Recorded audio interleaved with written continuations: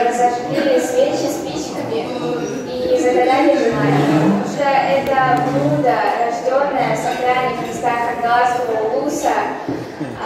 Поэтому Марк-Аврелия, много друг, который исполнит ваши желания, пожелания. И я надеюсь, что у вас в будущем как раз таки все будет хорошо. Я это надеюсь. Спасибо, и доброго Андрея вам. Наших молодых, подрастающее поколение шеф-поваров.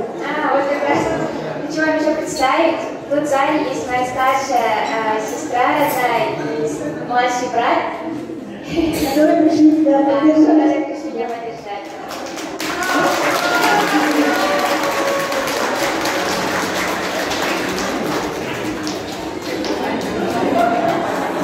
Давайте пожелаем дальнейшего профессионального роста. Я хочу, чтобы ты поступила учиться и чтобы ты стала действительно шеф-поваром, который гордиться будет вся Якутия.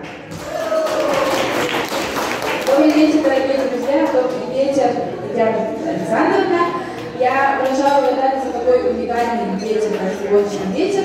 В Якутии театр гастрономического театра. Как можно было придумать такое, да, что это получился гастрономический театр? Просто вот шикарный вечер, да ведь? Давайте друг другу поаплодируем. И я от имени нашей семьи, от имени наших родителей хочу поздравить мою маленькую сестренку. Она уже такая большая, она уже стала сушефом, придумывает разные блюда. Я тобой безмерно горжусь, я тебя безмерно люблю. И я хочу тебе пожелать, чтобы все твои мечты исполнялись, и все твои творения доходили до твоих гостей и всегда поражали их своими вкусовыми качествами. Я тебя люблю, поздравляю тебя с днем.